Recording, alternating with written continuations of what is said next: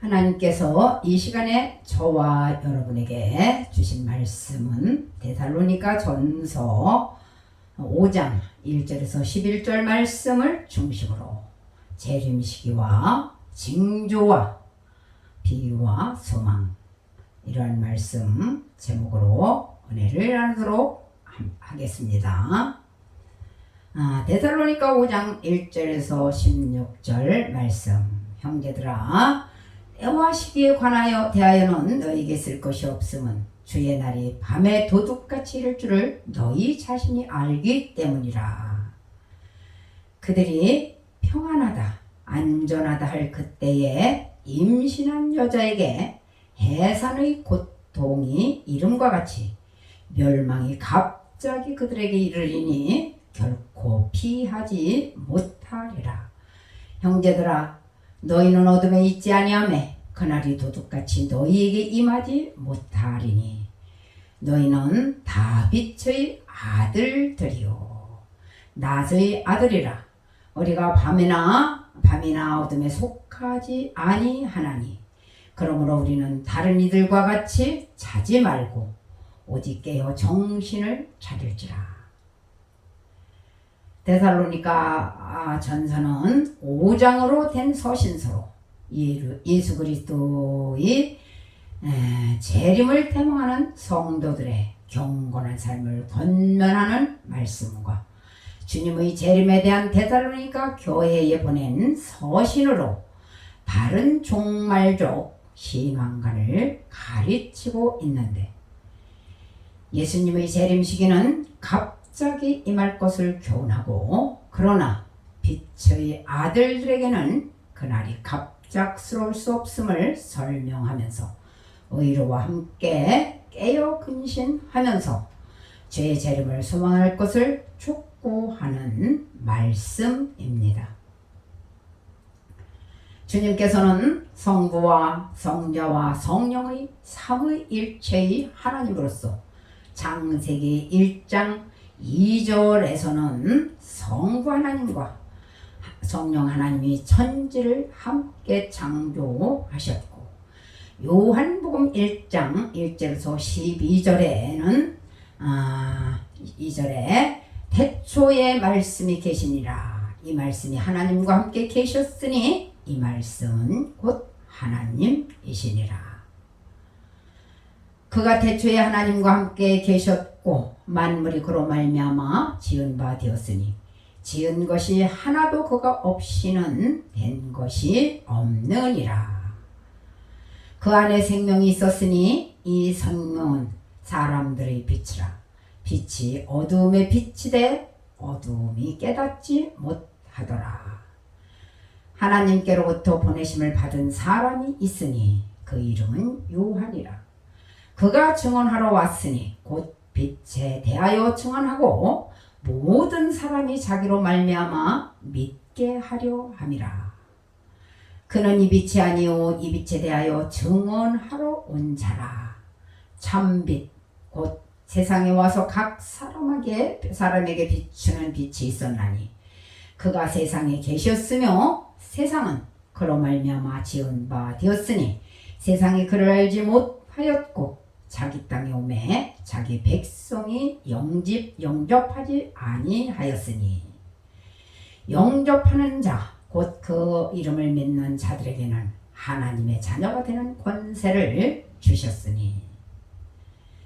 예수님은 성자 하나님으로서 우리 인간의 죄를 대속하여 주시기 위하여 육신을 입고 이 세상에 오셔서 많은 고난을 받으시고 십자가에서 못 박혀 죽으셨으며 3일 만에 부활하셔서 40일 동안 많은 사람들에게 보이셨고 약 500여 명이 보는 가운데 감람산에서 보혜사 성령님을 보내주실 것을 약속하고 하늘로 승천하신 본 그대로 다시 오실 것을 약속하셨습니다.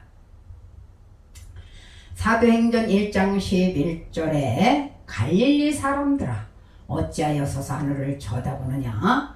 너희 가운데서 하늘로 올려지신 이 예수는 하늘로 가심을 본 그대로 다시 오시리라 하였느니라. 주님께서는 성천하시면서 반드시 다시 오신다고 하셨습니다. 찬송가 176장 주 어느 때에 어느 때 오실런지 찬양 올려드립니다.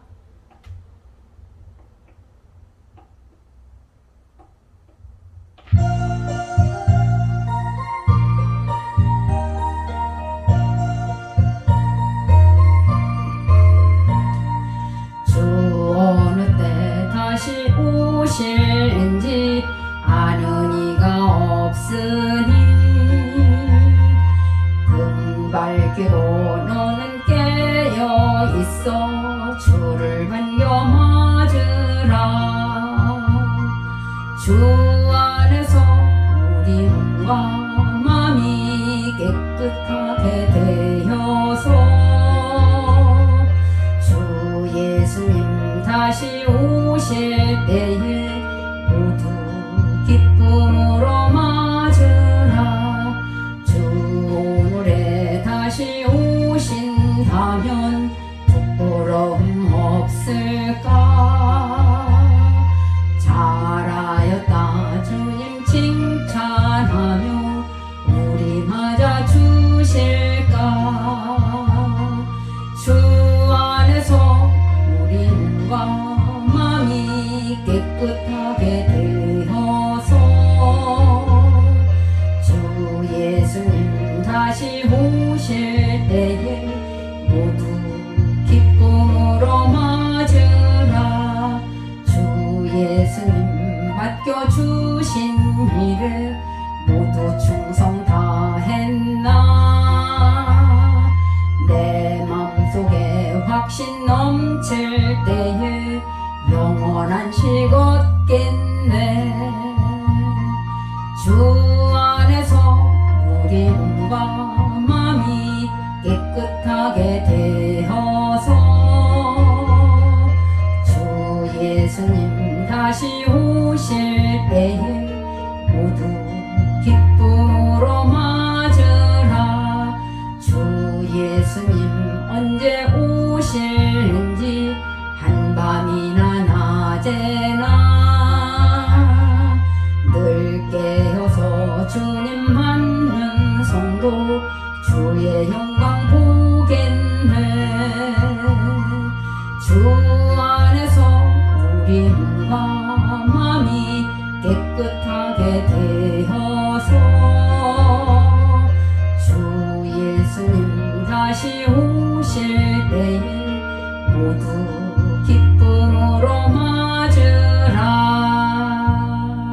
아멘. 주님께서는 하늘로 승천하시면서 반드시 다시 오신다고 하셨는데요. 주님이 다시 오실 것을 손꼽아 기다리는 사람들은 어떤 사람들이 손꼽아 기다릴까요? 예수님이 다시 오실 것을 소망하는 사람은 예수님을 진실로 믿고 사랑하는 사람들일 것이라고 저는 믿습니다. 사랑하면 사랑하는 사람과 함께 있고 싶고 또 멀리 떨어져 있으면 빨리 만나서 같이 있고 싶은 것 같이 연애를 해본 경험이 있는 분들은 사랑하는 사람과 함께 있고 싶은 심정을 잘 알 것입니다. 이와 같이 예수님을 사랑하는 사람은 주님이 오시기를 간절히 기도하며 기다릴 것입니다. 주님께서 다시 오실 때와 시기는 도둑같이 임하여 알 수 없고 또 임신한 여인에게 해산의 고통이 이르는 것과 같아서 알 수 없다고 데살로니가 전서 5장 1절에서 3절에 말씀을 하십니다. 형제들아, 때와 시기에 관해서는 너희에게 쓸 것이 없음은 주의 날에 밤에 도둑같이 이를 줄을 너희 자신이 자세히 알기 때문이라. 그들이 평안하다, 안전하다 할 그때에 임신한 여자에게 해산의 고통의 이름과 같이 멸망이 갑자기 그들에게 이르리니 결코 피하지 못하리라. 임신한 여인이 출산을 하려면 반드시 진통이 온 후에 출산을 합니다. 그런데 제가 아이를 출산할 그 시절에는 생각하지 못한 곳에서 갑자기 진통이 오고 아이를 출산하는 것을 가끔 볼 수 있었는데요. 저희 친구 중에서 택시 안에서 아이를 낳아 이름을 차내라고 지은 것을 보았습니다. 저는 두 아이 엄마로 병원에 가서 정상적으로 아이를 출산했습니다. 그런데 제가 출산할 날이 임박해지자 어르신들 말씀이 하늘이 노랗게 보여야 아이가 나온다는 말씀을 했습니다. 그때는 그 말씀이 무슨 말씀인지 실감이 나지를 않았습니다. 아마 아픈 것으로 말을 한다면 출산하는 것보다 더 아픈 것은 없을 것 같습니다. 그 아픔은 아이를 낳아본 사람만이 출산의 고통을 알 수 있는 것입니다.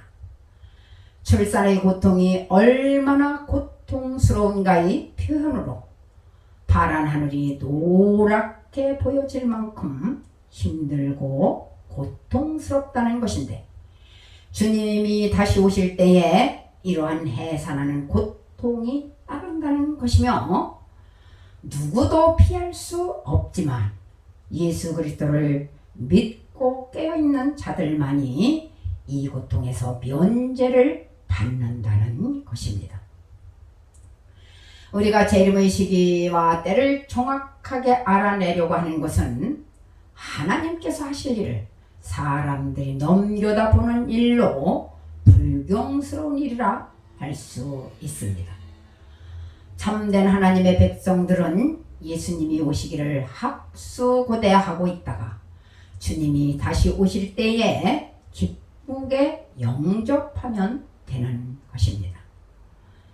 우리가 예수님의 재림할 시기와 때는 모르지만 걱정할 것이 없음은 그리스도인들은 빛에 속한 사람들이요 또 항상 깨어있는 사람들이기 때문이라는 것인데 그러므로 우리 하나님의 사람들은 잠자지 말고 오직 깨어 근신해야 할 것에 대한 경고와 교훈을 주셨음을 잊지 않아야 합니다.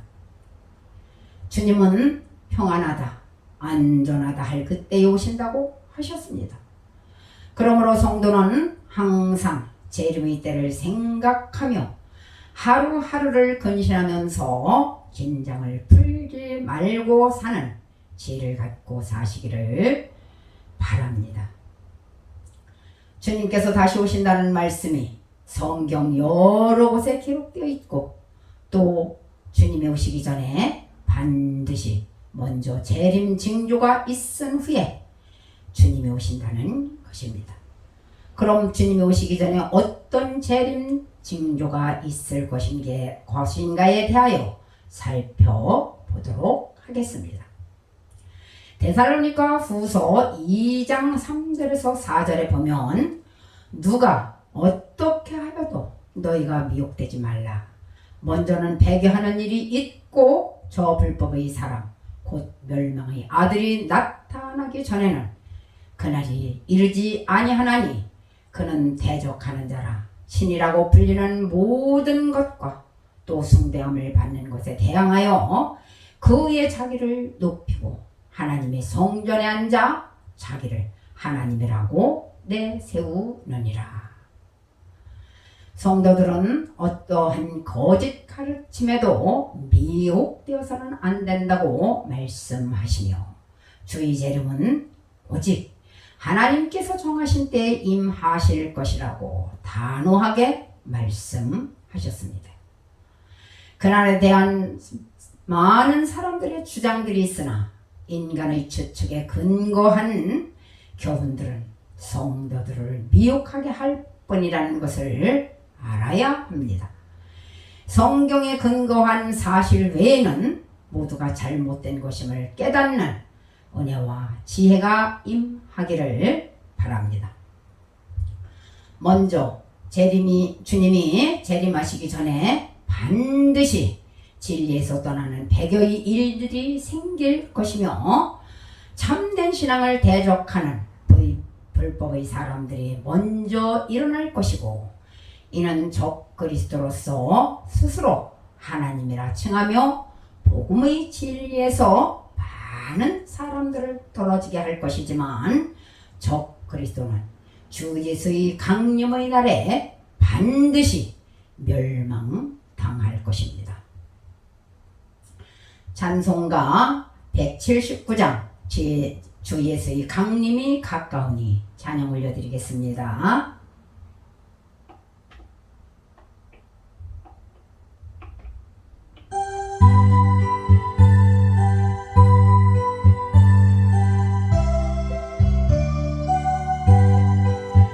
주 예수의 강림이 가까우니 저 천국을 얻을 자에게 하라. 주 성령도 너희를 부르시고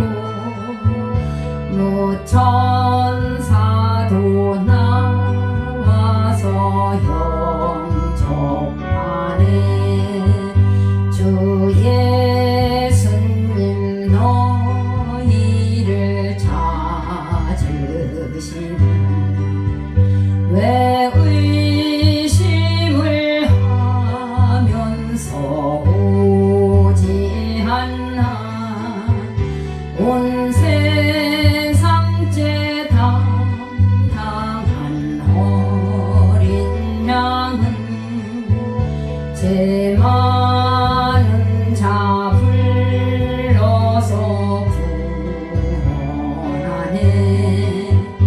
이 세상이 즐기는 재물은 내 근심과 고초를 문면하리. 또 숨질 때 위로를 못 얻으며 저 천국에 갈 길도 못 찾으리. 내 아버지 주시는 생명 양식 다 배불리 먹고서 영생하라.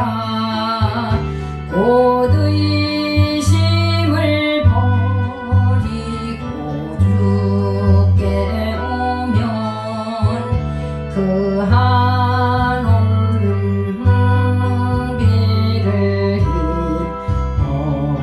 얻으리. 아멘.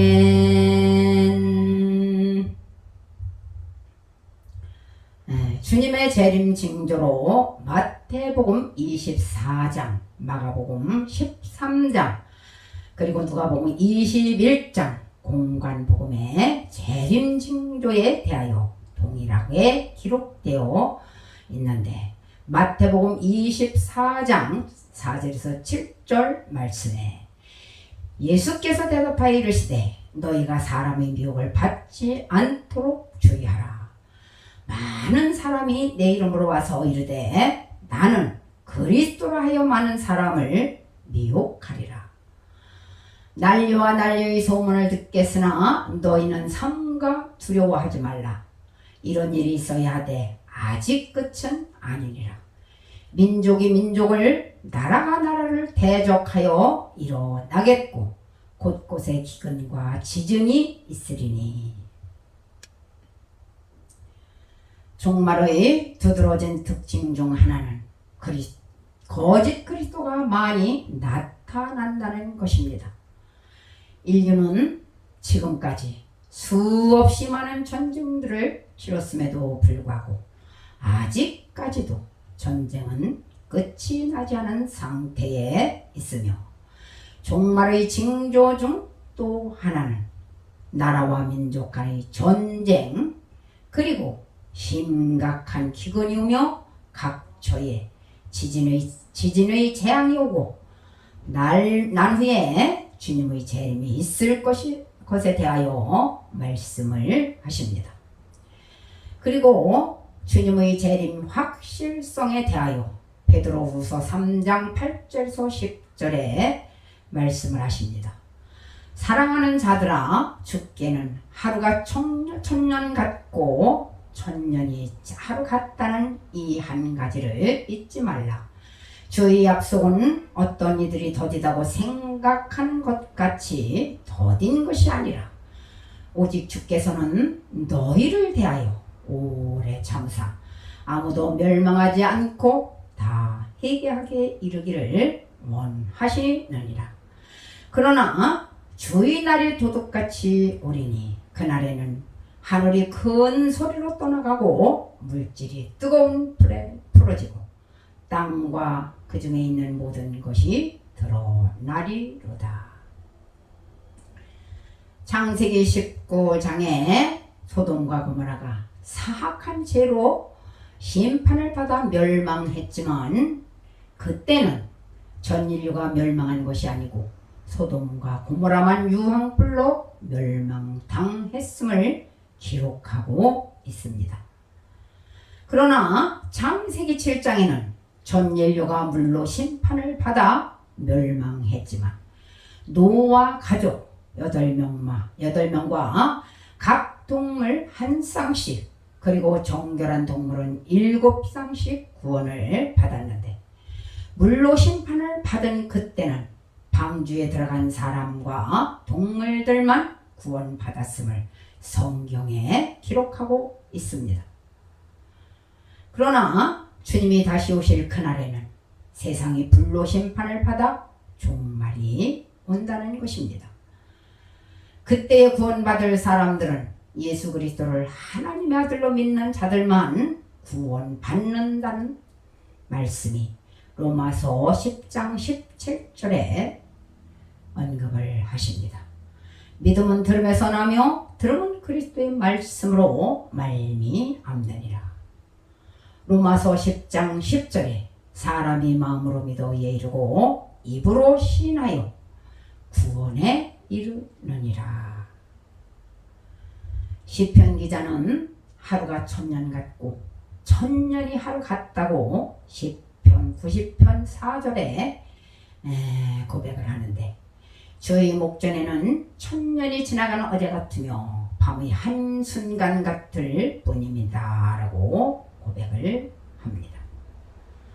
이것은 하나님의 영원하심과 인간의 유한함을 드러내는 말씀으로 성도는 영원하신 하나님과 함께 사는 영생을 누릴 것을 바라보며 하나님의 하나님을 의지하고 살아야 할 것을 권면하시는데 아버지께서 아들에게 주신 모든 사람에게 영생을 주게 하시려고 만민을 다스리는 하늘의 권세와 땅의 모든 권세를 아들에게 주셨습니다. 우리가 영생을 얻을 수 있는 길은 오직 구원자 예수 그리스도를 믿는 길 외에는 없다고 말씀을 하십니다. 요한복음 14장 6절에 내가 곧 길이요 진리요 생명이니 나로 말미암지 않고는 아버지께로 올 자가 없느니라.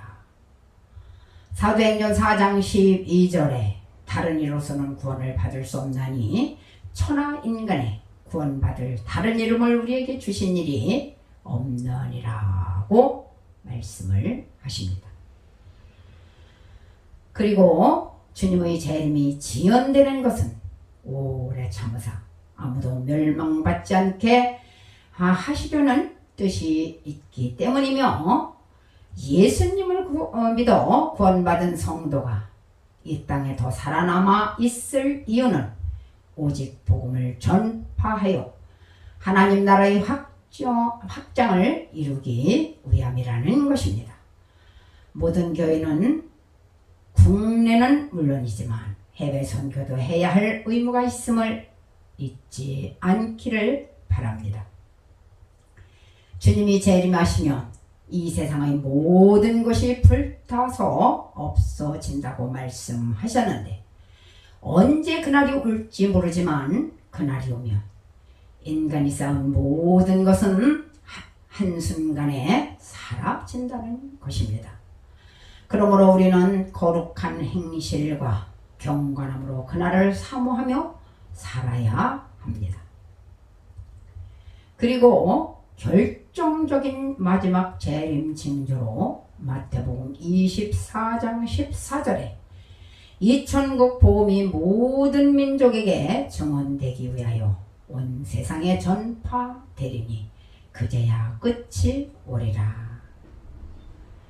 예수님께서 세상 종말의 끝 시점을 복음이 모든 민족들에게 전파되는 때로 정하신 것은 종말이 오기 전에 복음이 온 세계에 전파되어야 한다는 당일성을 보여주는 구절로서 범세계적인 복음의 확장은 종말이 임박했다는 중요한 표적이며 하나님이 택한 선민인 이스라엘 그리고 주님을 믿지 않는 유대인들에게까지 복음이 전파되어야 주님이 다시 오신다는 것입니다.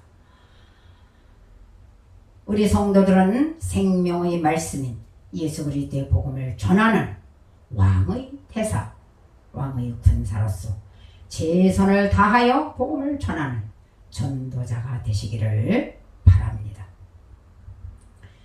재림 징조 이후에 약속하신 대로 예수님의 호령과 천사장의 나팔 소리와 놀라운 영광과 위엄으로 재림하실 것을 말씀하셨습니다. 찬송가 180장 하나님의 나팔 소리 찬양으로 올려드립니다.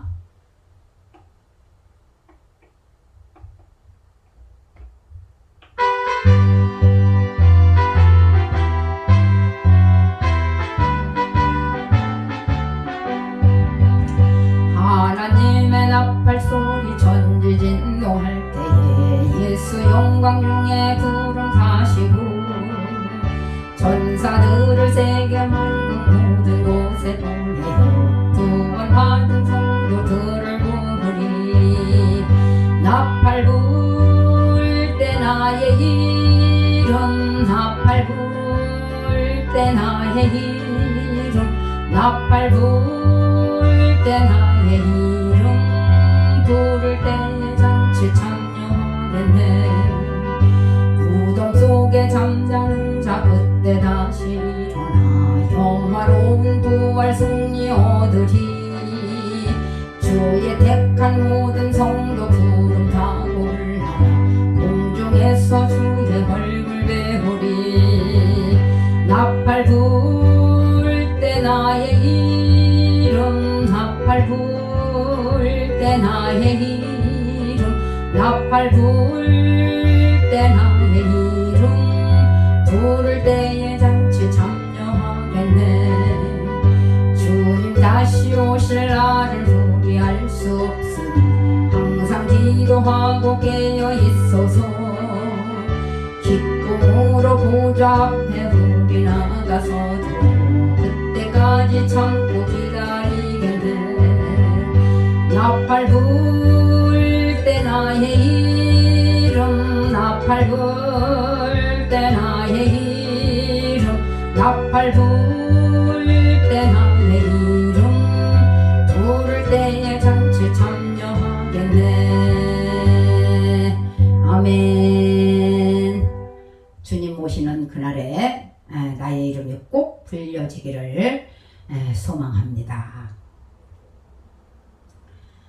재림 징조 이후에 약속하신 대로 예수님의 호령과 천사장의 나팔 소리와 놀라운 영광과 위엄으로 재림하실 것을 데살로니가 4장 16절에 말씀을 하십니다. 주께서 호령과 천사장의 소리와 하나님의 나팔 소리로 친히 하늘로부터 강림하시리니 그리스도 안에서 죽은 자들이 먼저 일어나고 그 후에 살아남은 자도 그들과 함께 구름 속으로 끌어올려 공중에서 주를 영접하게 하시리니 그리하여 항상 주와 함께 있으리라. 주께서 처음 오셨을 때에는 구원의 주로 베들레헴 마구간의 말구이에 조용히 오셨으나 다시 오실 때에는 놀라운 영광과 위엄으로 심판의 주로 오신다고 성경은 말씀합니다. 주님이 재림하실 때 창세 이후로 전무후무한 환난 중에 구름을 타고 능력과 큰 영광으로 오실 것을 마태복음 24장 29절에서 31절에 기록하고 있습니다. 그날 하늘 난 후에 즉시 해가 어두워지며 달이 빛을 내지 아니하며 별들이 하늘에서 떨어지며 하늘의 권능들이 흔들리리라. 그때 인자의 징조가 하늘에서 그때 땅의 모든 족속들이 통곡하며 그들이 인자가 구름 타고 큰 능력과 큰 영광으로 오는 것을 보리라. 그가 큰 나팔 소리와 함께 천사들을 보내리니 그들이 그의 택하신 자들을 하늘 이 끝에서 저 끝까지 사방에서 모으리라. 주님께서 다시 오실 때에는 큰 권능과 호령으로 오신다는 것인데 주님께서는 조림 때의 매우 초라하고 비천한 모습과는 달리 큰 능력과 영광 가운데서 구름을 타고 모든 사람들이 볼 수 있도록 공개적으로 오시게 될 것을 예고하신 것이며 주님께서 베들레헴 마구간에 구원의 메시아로 오실 때에는 동방 박사들 외에는 아는 사람들이 없었지만 주님이 심판의 주로 다시 오실 때에는 모든 사람들이 다 보고 알 수 있도록 오신다는 것입니다. 주의 재림이 죄인들에게는 무서운 심판이 되겠지만 구원받은 성도들에게는 최대의 기쁜 소식이며 최고의 기쁜 날이 될 것입니다. 이 소식을 알리기 위해 하나님의 나팔은 장엄하고 요란하게 울려 퍼질 것입니다. 우리는 그리스도와 함께 살고 함께 죽음으로 부활의 영광에 참여하는 복이 주어진 사람들임을 감사하시기를 바랍니다. 예수님은 세상 종말에 대하여 세 가지 비유를 통해서 말세의 생활에 대한 지침을 교훈하시면서 주님이 신랑으로 오실 때 혼인잔치에 참여하기 위하여 10처녀 비유 중 슬기로운 5처녀와 같이 준비된 신앙의 소유자가 되어야 함을 말씀하셨습니다. 찬송가 177장 오랫동안 고대하던 찬양 올려드립니다.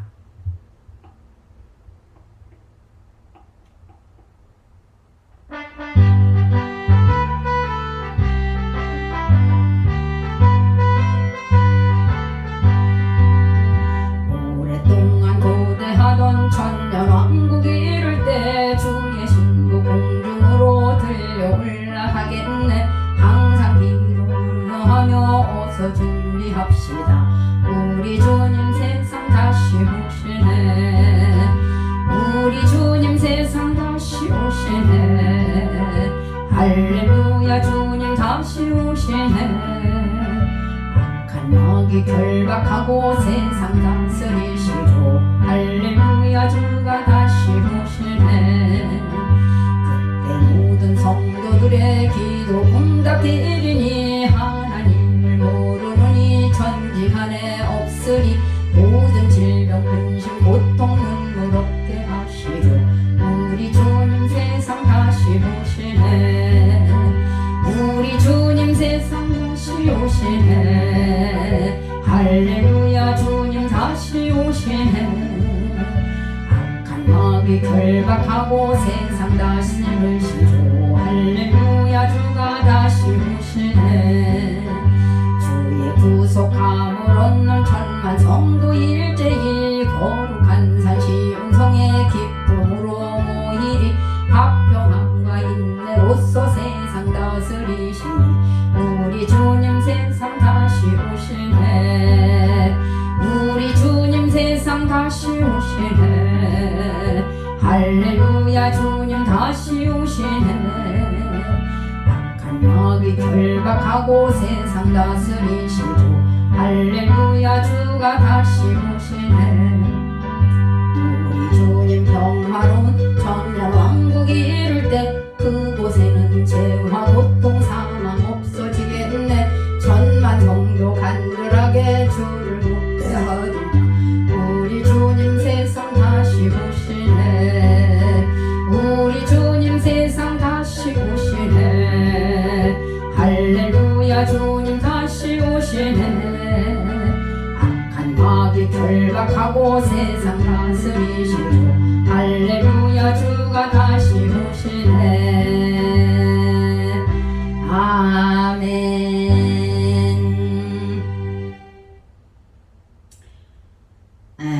주님이 신랑으로 오실 때 혼인잔치에 참여하기 위하여 10처녀 중 슬기로운 5처녀와 같이 준비된 신앙의 수혜자가 되라고 마태복음 25장 1절에서 4절에 기록하고 있습니다. 천국은 마치 등을 들고 신랑을 맞으러 나간 10처녀와 같다 하리라. 그 중의 5은 미련하고 5은 슬기로운 자라. 미련한 자들은 등을 가지되 기름을 가지지 아니하고 슬기 있는 자들은 그릇에 기름을 담아 등과 함께 가져갔더니 신랑이 더디움으로 다 졸며 잘세. 이 말씀은 10처녀의 비유로서 시간의 비밀을 상기시키는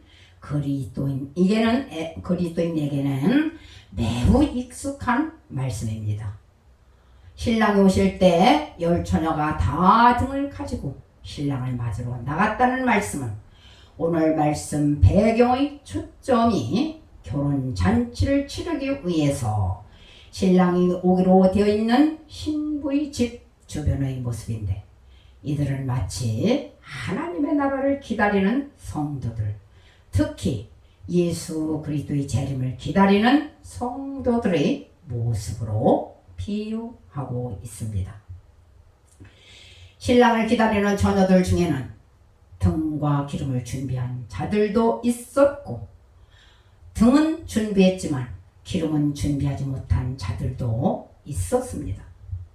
그러나 신랑과 함께 혼인잔치에 참여한 사람들은 신랑을 맞을 준비를 완벽하게 한 사람들 뿐임을 우리는 기억해야 합니다. 우리는 감추어진 시간의 비밀을 아는 지혜를 달라고 기도해야 합니다.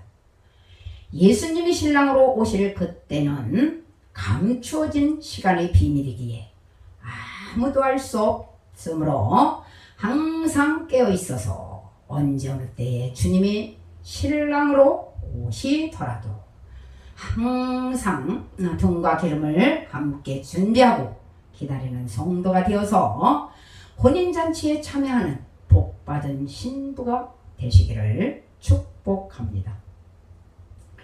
재림을 기다리는 성도들이 어떠한 삶을 살 것인가를 교훈하는 말씀으로 달란트 비유 중 충성된 신앙의 소유자가 되어야 한다고 말씀을 하십니다. 찬송가 179장 주 예수의 강림이 가까우니 찬양 올려드립니다.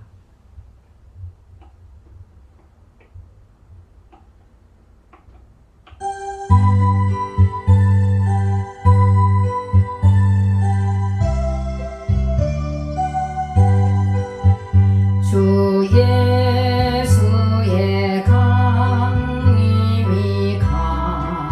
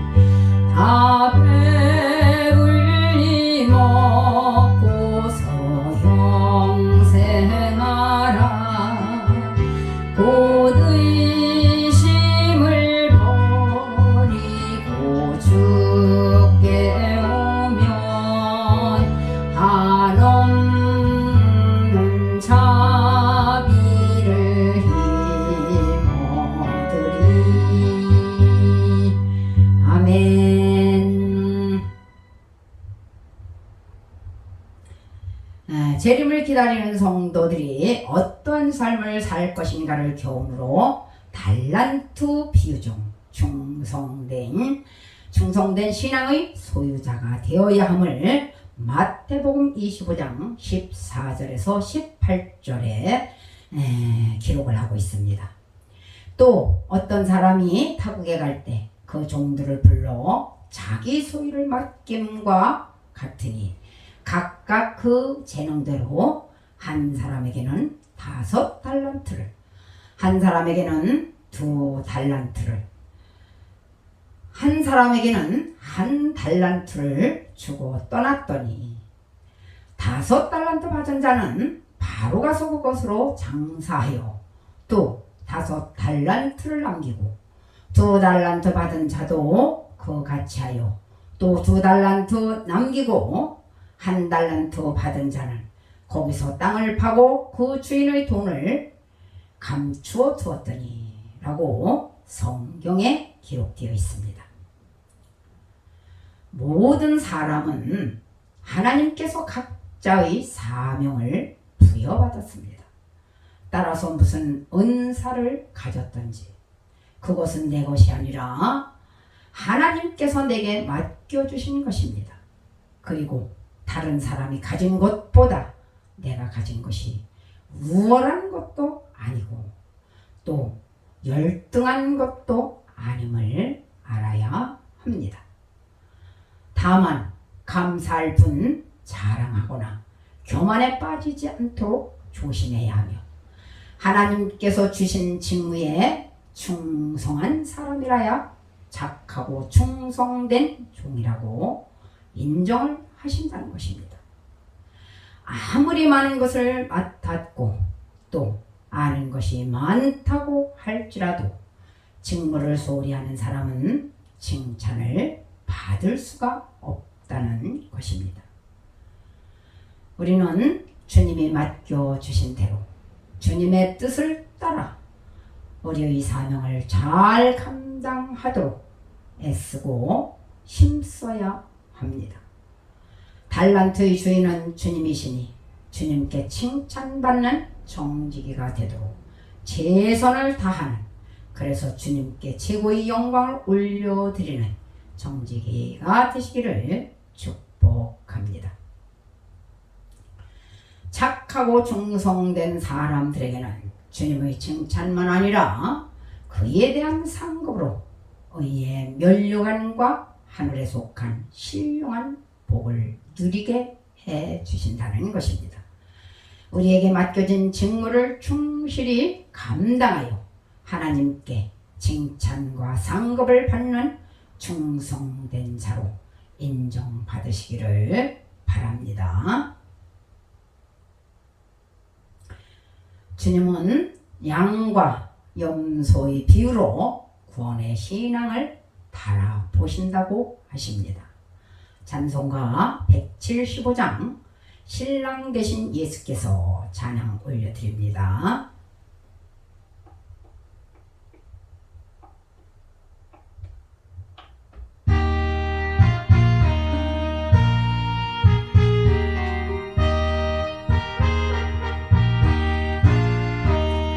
신랑 되신 예수께서 다시 오실 때 밝은 등불 들고 나갈 준비됐느냐. 그날 밤에 주님 아들 등불이 준비됐느냐. 예비하라 우리 신랑 예수 오실 때 손에 들고 기쁨으로 주를 맞겠네. 주를 나와 맞으라는 소리 들릴 때 기뻐하며 주를 맞이할 수 있느냐. 그날 밤에 주님 아들 등불이 준비됐느냐.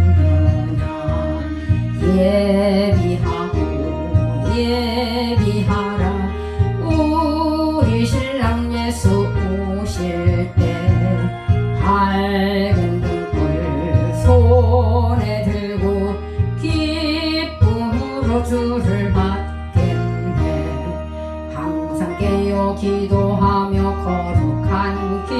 이름 준비하지 않고 주를 맞지 못하리.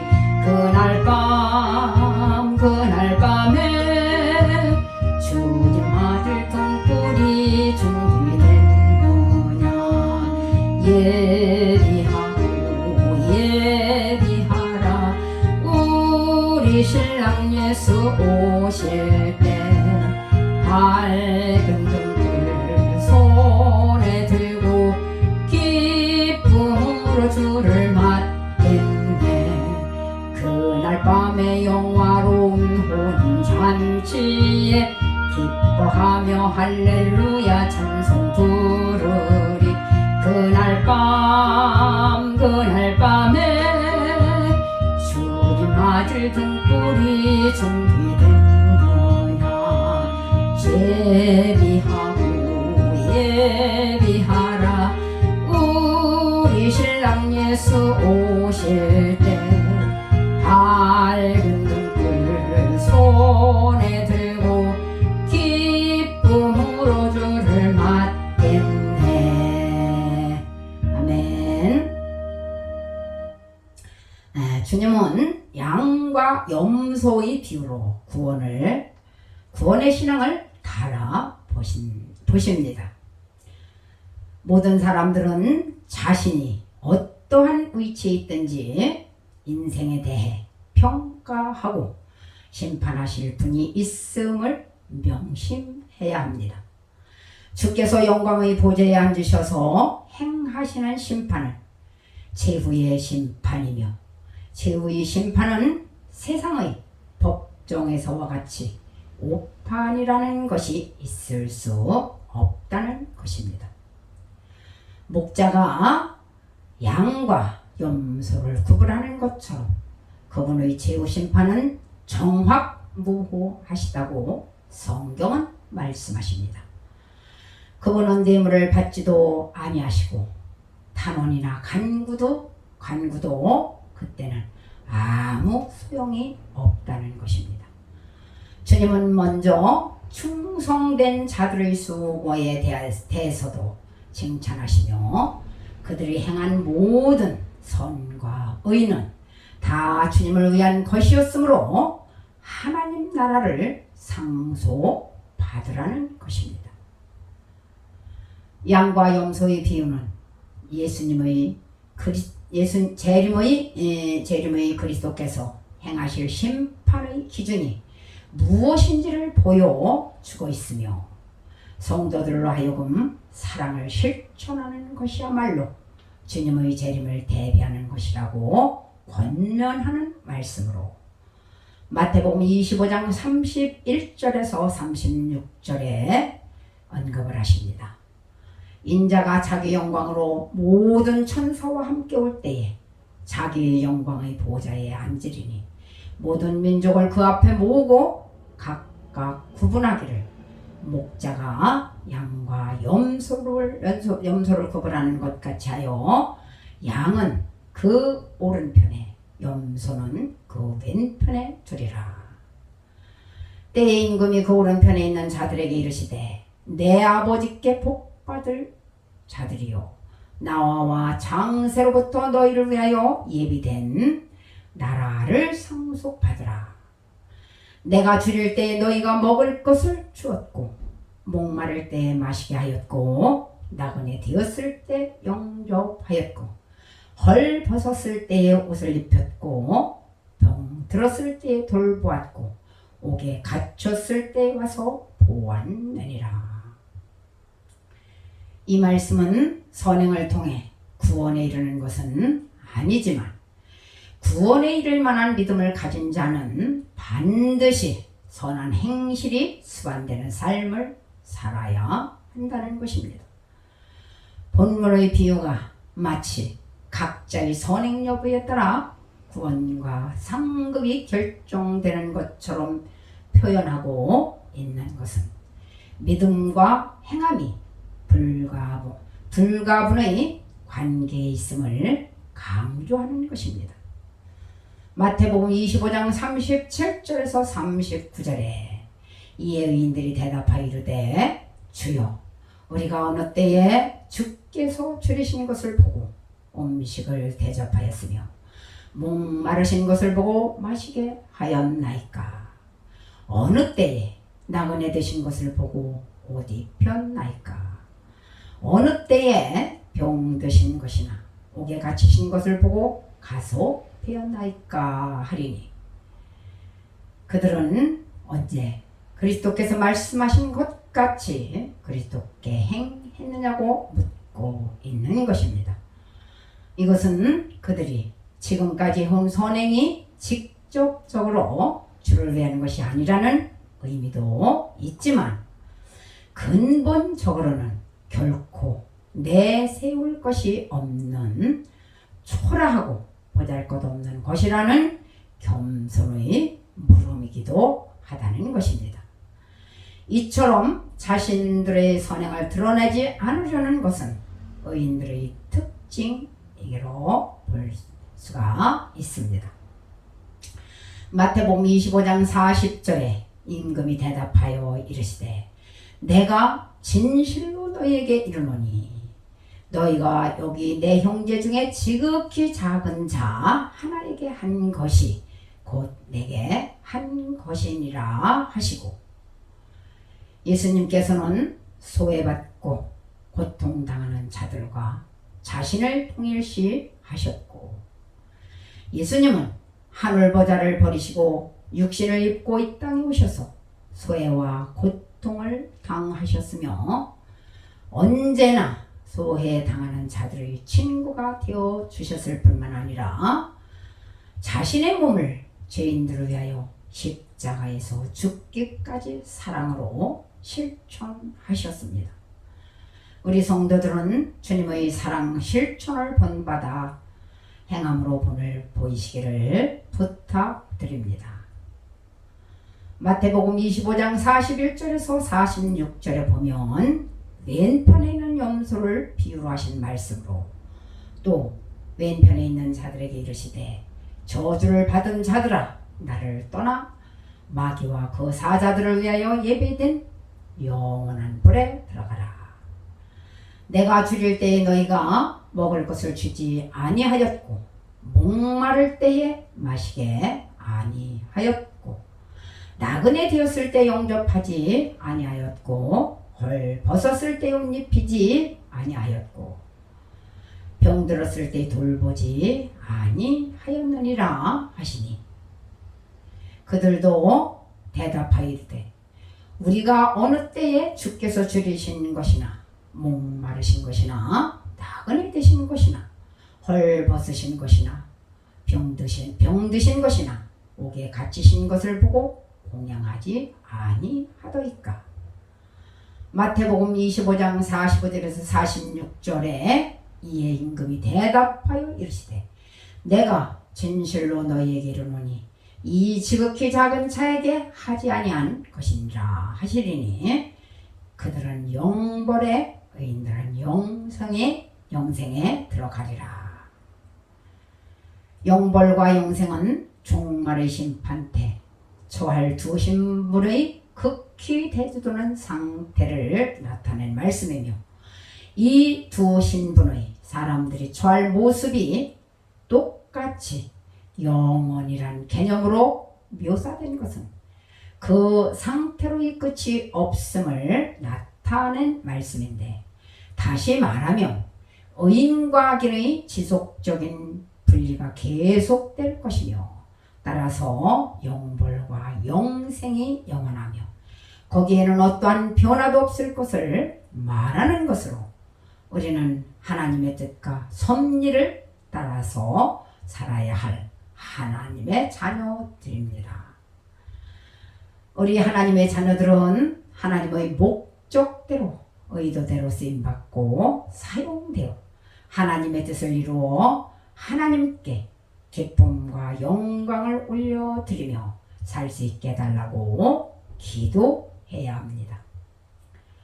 주님께서는 등과 기름을 준비한 5 처녀와 같이 준비된 신앙을 소유하라고 하시며, 그리고 달란트 비유 중 충성된 신앙을 소유할 것과 또 양과 염소의 비유로 구원의 신앙을 가지라고 말씀하십니다. 이렇게 준비된 신앙의 소유자들만이 우리 주님이 신랑으로 다시 오실 때에 혼인잔치에 참여하는 영광을 누릴 것이라고 말씀하시는데, 우리는 주님이 다시 오실 그날을 사모하며 살아야 하는 성도들임을 잊지 않아야 합니다. 찬송가 210장 시온성과 같은 교회 찬양 올려드립니다.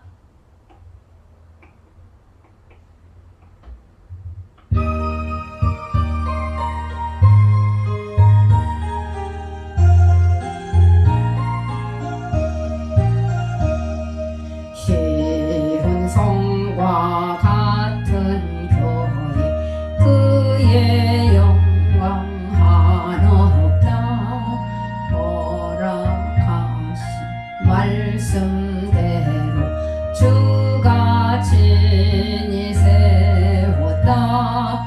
반석 위에 세운 교회 흔들 자가 누구랴. 모든 원수 에워싸도 아무 근심 없도다. 생명샘이 솟아나와 모든 성도 마시니 언제든지 흘러넘쳐 부족함이 없도다.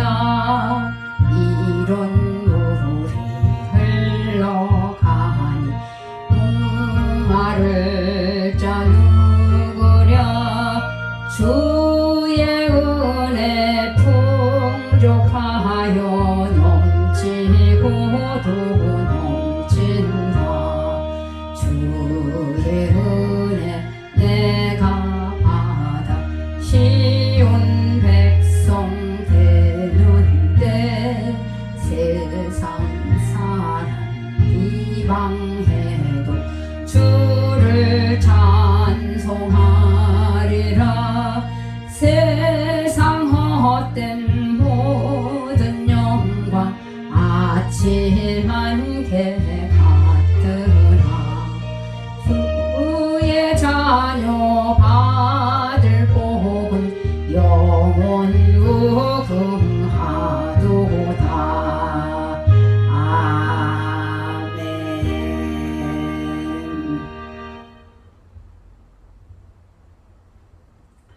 아멘. 요한계시록 21장 1절에서 4절에 내가 새하늘과 새 땅을 보니 처음 하늘과 처음 땅이 없어졌고 바다도 다시 있지 않더라.